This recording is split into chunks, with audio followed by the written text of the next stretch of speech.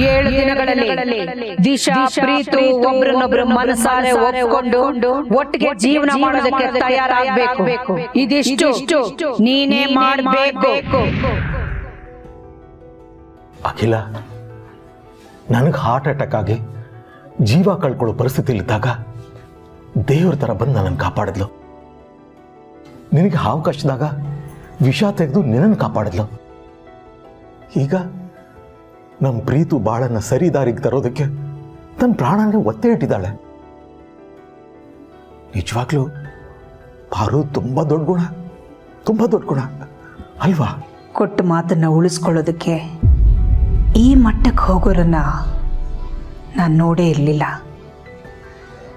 ಈ ವಿಷಯದಲ್ಲಿ ಪಾರ್ವತಿ ನಂತರನೇ.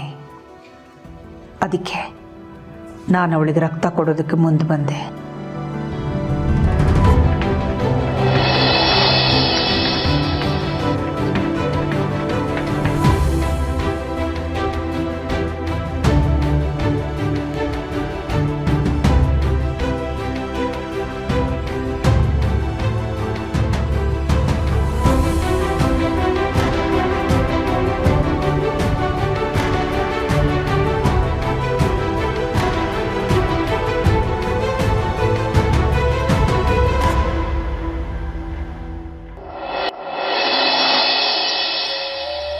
ಇಷ್ಟು ದೂರ ತಾವಿಲ್ಲಿಗೆ ಬಂದಿದ್ದರ ಕಾರಣ?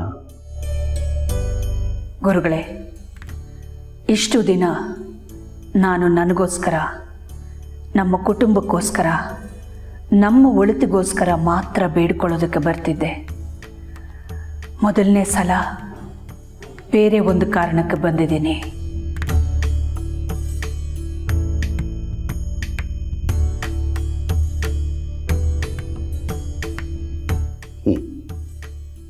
ಶಕ್ತಿ, ಹೆಣ್ಣನ್ನ ಆದಿಶಕ್ತಿ ಅಂತಾರೆ.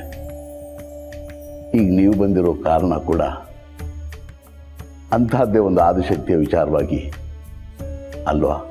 ಹೌದು ಗುರುಗಳೇ. ನಮ್ಮ ಮನೇಲಿ ಕೆಲಸ ಮಾಡೋ ಹುಡುಗಿ, ಕಸ ಹೊಡೆಯೋರಿಂದ ಹಿಡಿದು ಕವಚ ತೊಡೋರವ್ರಿಗೂ ಒಂದು ಮನೆಗೆ ಮುಖ್ಯವಾಗ್ತಾರೆ. ಹಾಗೆ ನಿಮ್ಮ ಬದುಕಿಗೂ ಆ ಶಕ್ತಿ ಮುಖ್ಯವಾಗಿದೆ. ನಿಲ್ಲಬೇಕಾಗಿದ್ದ ನಿಮ್ಮ ಉಸಿರಿಗೆ ಹೊಸ ಜೀವ ತುಂಬಿದೆ. ಹೌದು ಗುರುಗಳೇ, ಅವಳು ನನ್ನನ್ನು ಕಾಪಾಡಿದಾಳೆ. ಆದರೆ ಇವತ್ತು ಅವಳನ್ನೇ ಕಾಪಾಡಬೇಕಾದ ಪರಿಸ್ಥಿತಿ ಬಂದಿದೆ. ಅದಕ್ಕೆ ನಿಮ್ಮ ಮೊರೆ ಬಂದೆ. ಧರ್ಮ ಕರ್ಮಗಳೆಲ್ಲ ನಮ್ಮನ್ನಿಲ್ಲೇ ಕಾಯುತ್ತವೆ. ಕಷ್ಟ ಕೊಡೋನು ಅವನೇ, ಅದಕ್ಕೆ ಪರಿಹಾರ ಹೇಳೋನು ಅವನೇ. ಆ ದೇವ್ರನ್ನ ಉಳಿಸ್ಕೊಳ್ಳೋಕ್ಕೆ ಏನೇನು ಮಾಡಬೇಕೋ ಅದನ್ನೆಲ್ಲ ಮಾಡಿ ಶಕ್ತಿ ಉಳಿಬೇಕು. ಶಕ್ತಿ ಉಳಿದ್ರೆ ಅಲ್ವೇ ನಿಶಕ್ತಿ ಹೋಗೋದು. ಆ ಶಕ್ತಿಯನ್ನು ಉಳಿಸ್ಕೊಳ್ಳೋ ಅವಕಾಶನ ಬಹುಶಃ ಭಗವಂತ ನಿಮಗೆ ಕೊಟ್ಟಿದ್ದಾನೆ. ಆ ದೇವರೇ ಅವಳನ್ನ ಕಾಪಾಡಬೇಕು. ಆ ಹುಡುಗಿ ಯಾವ ದೇವರು ನಂಬಿದಾಳೋ ಆ ದೇವರು ಅವಳನ್ನ ಕಾಪಾಡಬೇಕು.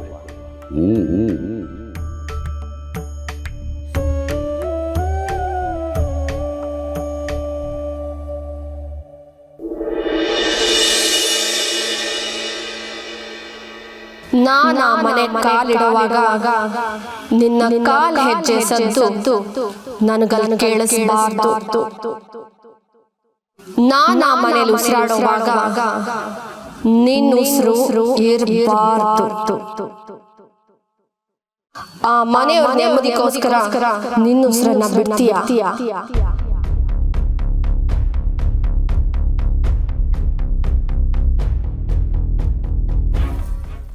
ಯಾಕೆ ದಿಶಾ ನರ್ವಸ್ ಆಗಿದ್ಯಾ? ನರ್ವಸ್ ಆಗದೆ ಇರುತ್ತಾ ಮಾಮ್?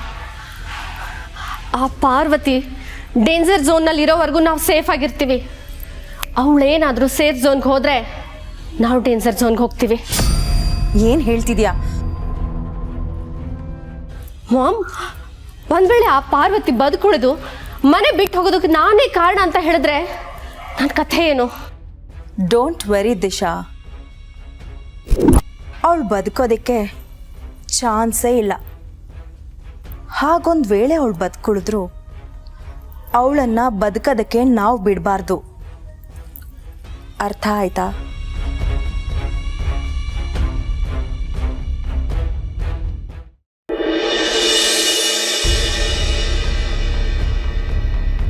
ಅಮ್ಮ ಅಮ್ಮ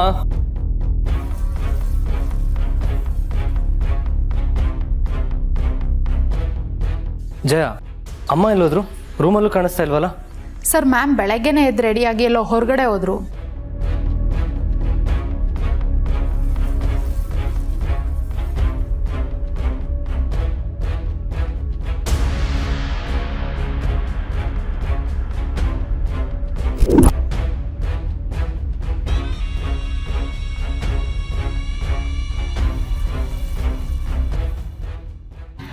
ಹನುಮಂತು, ಮಗಳು ಹೇಗಿದ್ದಾಳೆ?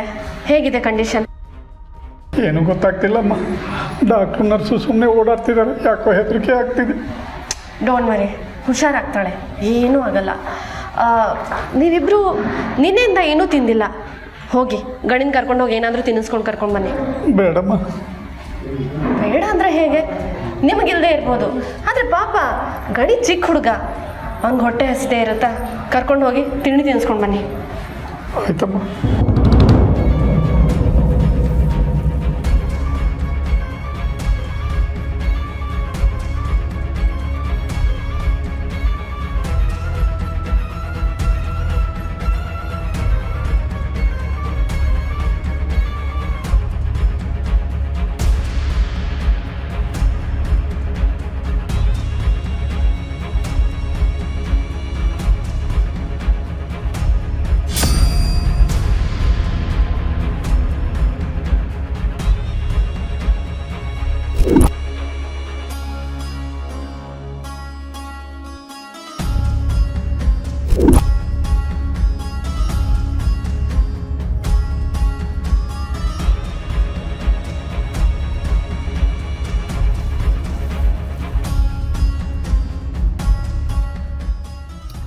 ಪಾರ್ವತಿ, ದ ಗ್ರೇಟ್ ಪಾರ್ವತಿ,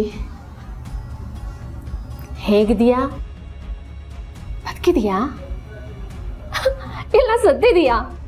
ಇಲ್ಲ ಬದುಕಿದ್ದು ಸತ್ತಿದೆಯಾ? ನಾ ಚೆನ್ನಾಗಿಲ್ಲ ಅಂತ ಹೇಳ್ಕೊಳಕ್ಕೆ ನಿಂಗೆ ಕಷ್ಟ ಆಗುತ್ತಲ್ವ ಪಾರ್ವತಿ? ನನಗೆ ಕೊಟ್ಟಿರೋ ಮಾತಿನ ಹಾಗೆ ನೀನು ಮನೆ ಬಿಟ್ಟು ಹೋದೆ, ಆದರೆ ಇನ್ನೂ ಬದುಕುಳಿದಿದೆಯಲ್ಲ, ಯಾಕೆ?